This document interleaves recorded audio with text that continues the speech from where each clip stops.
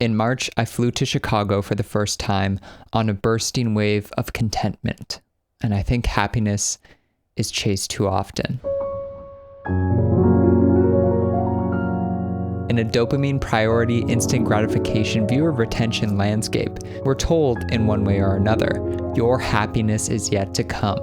The next reel, online purchase, or headline. Something is awaiting if only you forsake your time, money, and attention. And yet, these are the things I offered in pursuit of Chicago.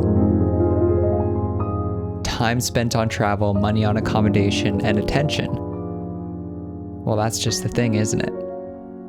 I attended Film Spotting Fest, hosted by film critics Adam Kempenaar and Josh Larson, 6 movies, highlighting films from over the years, one of which, an all-time favorite of mine, 2017's Columbus, a story of a man stuck in Indiana who meets a young woman. They discuss architecture, dreams worth pursuing, and what holds them back from those dreams, and I fully believe, in transit experience, sitting in those theaters for 16 hours, happiness was temporary, cresting in moments of joy, surprise, and delight, sure, but what lingered much stronger was contentment.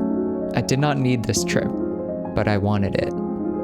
I've been thinking of this Murakami quote, when you are used to the kind of life of never getting anything you want, you stop knowing what it is you want.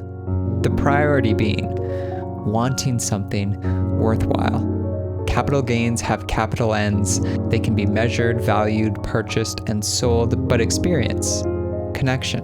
What unit do you measure polite conversation with the stranger next to you?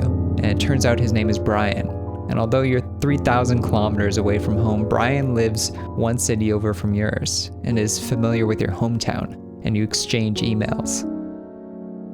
Nothing in this city will complete me, only enrich me.